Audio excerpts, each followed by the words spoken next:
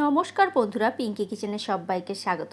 আজ তোমাদের সাথে একদম গরমে খাওয়ার জন্য একটা উপযুক্ত রেসিপি শেয়ার করব। ভিডিওটা সম্পূর্ণ দেখার অনুরোধ রইল বন্ধুরা। এখানে দুটো ঝিঙে নিয়ে নিয়েছি আর এক মুঠো মুগের ডালকে আমি আগে থেকে ভিজিয়ে বাটির মধ্যে রেখে দিয়েছিলাম। এবারে এই মুগ ডালটাকে মিক্সির মধ্যে আমি পেস্ট করে নিচ্ছি। মুগ ডালটা পেস্ট করার সময় আমি এখানে কিছুই দিচ্ছি না, তোমরা চাইলে একটা কাঁচা লঙ্কা দিতেই পারো। আমি শুধুই এখানে পেস্ট করে নিচ্ছি। আর ঝিঙেগুলো খোসা ছাড়িয়ে বড় বড় করে টুকরো করে নিয়েছি। পুরোটা কিন্তু খোসা আমি ছাড়াইনি, শুধু শিরগুলো ছাড়িয়েছি আর খোসাগুলো হালকা হালকা রেখে দিয়েছি। মুগ ডালটার মধ্যে দিয়ে দিলাম একটু কালো জিরে, স্বাদ মতো নুন, আর দিয়ে দিচ্ছি সামান্য একটু লঙ্কার গুঁড়ো। যেহেতু আমি কাঁচা লঙ্কাটা দিইনি বাটার সময়, সেই জন্য সামান্য পরিমাণে একটু লঙ্কার গুঁড়োটা দিলাম। তোমরা চাইলে নাও দিতে পারো। এবারে ডালটাকে খুব ভালো করে আমি একটু ফেটিয়ে নেব। আর একদিকে ফ্রাইং প্যান বসিয়ে দিয়েছি, প্যানের মধ্যে দিয়ে দিচ্ছি সামান্য পরিমাণে একটু সরিষার তেল। তেলটা গরম হতে হতে আমি ততক্ষণ ডালটাকে আর একদিকে ফেটাচ্ছি। ডালটা একটু ভালোভাবে ফেটিয়ে নিলে বড়াগুলো কিন্তু খুবই সুন্দর হবে, সেজন্য ডালটাকে আমি ভালোভাবে ফেটিয়ে নিলাম। তেল গরম হয়ে গেছে, তেলের মধ্যে আমি এক এক করে এবার বড়াগুলোকে ভেজে নিচ্ছি। এই গরমে তো কিছুই খেতে ইচ্ছা করছে না, কিন্তু চটজলদি এই রেসিপিটা একবার বানিয়ে দেখতে পারেন। গরমের পক্ষেও খুব ভালো আর তাড়াতাড়ি হয়েও যাবে। দেখো, বড়াগুলো আমি এক এক করে ফ্রাইং প্যানের মধ্যে দিয়ে দিয়েছি। এক পিঠ হয়ে গেছে, আর এক পিঠ আমি এবার উল্টে দেব। উল্টে দিয়ে একটু ভেজে নেব। খুব বেশি কিন্তু ব্রাউন কালার করে আমি ভাজছি না, হালকা লালচে করে ভেজে তুলে নেব। যেহেতু এটা মুগ ডাল, খুব একটা বেশি না ভাজলেও চলবে। ভিডিও যদি ভালো লেগে থাকে লাইক কমেন্ট শেয়ার করো। আর আমার চ্যানেলে যদি নতুন বন্ধু হয়ে থাকো তাহলে আমার চ্যানেলটা সাবস্ক্রাইব করার অনুরোধ রইল। আর ফেসবুক পেজ থেকে দেখে থাকলে আমার পেজটি ফলো করে নিও। দেখো, বড়াগুলো ভাজা হয়ে গেছে, আমি একটা পাত্রে তুলে নিলাম। আর একবার মিক্সির বাটিটা আমি এখানে নিয়ে নিয়েছি। এবারে এর মধ্যে দিয়ে দিলাম বেশ কিছুটা পরিমাণে পোস্ত, আর দিয়ে দিচ্ছি দুটো কাঁচা লঙ্কা। ঝালটা তোমরা তোমাদের স্বাদ অনুসারে এখানে দেবে। আমি আমার স্বাদ অনুসারে এখানে ঝালটা দিয়েছি। এবারে পোস্তটা আমি মিক্সিতে পেস্ট করে নিচ্ছি। আর ফ্রাইং প্যানে বড়াটা ভাজার পর যেটুকু তেল আছে ওই তেলের মধ্যেই দিয়ে দিলাম সামান্য পরিমাণ একটু কালো জিরে।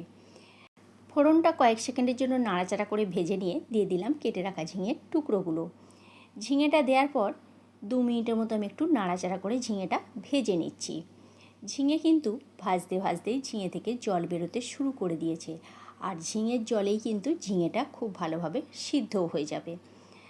এবারে একদম একটু লোতে করে আমি একটা ঢাকনা দিয়ে এখানে ঢেকে দিচ্ছি, যাতে করে ঝিঙেটা একটু মজে যায় আর ভালোভাবে সিদ্ধও হয়ে যাবে।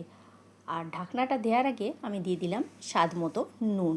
নুনটা দিয়ে খুব ভালো করে একটু নাড়াচাড়া করে মিশিয়ে নিয়ে ঢাকনাটা দিয়ে ঢেকে দিচ্ছি। ঝিঙেটা ঢাকা দিয়ে দিয়ে করলে ঝিঙে এমনিই সিদ্ধ হয়ে যাবে আর ঝিঙেটা গলেও যাবে। এখানে জলের ব্যবহার করছি না। দেখো, 3 থেকে 4 মিনিট আমি ঢাকনা দিয়ে ঢেকে দিয়েছিলাম। ঝিঙেটা কিন্তু অনেকটাই মজে গেছে আর কমেও গেছে ঝিঙেটা। এবারে ঝিঙেটাকে একটু নাড়াচাড়া করে নিচ্ছি। দেখো, ঝিঙেটা সিদ্ধও হয়ে গেছে। এবারে এই পর্যায়ে দিয়ে দিচ্ছি আমি যে পোস্তটা বেটে রেখেছিলাম, সেই বাটা পোস্তটা আমি এর মধ্যে দিয়ে দিচ্ছি।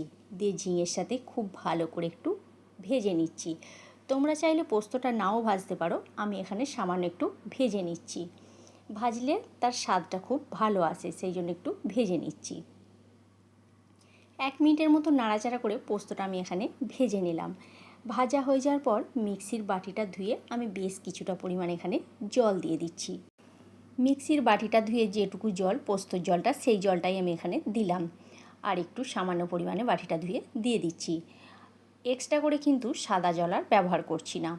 খুব ভালো করে এবারে মিশিয়ে নিলাম। এটাকে আমি 2 মিনিটের মতো হতে দিচ্ছি।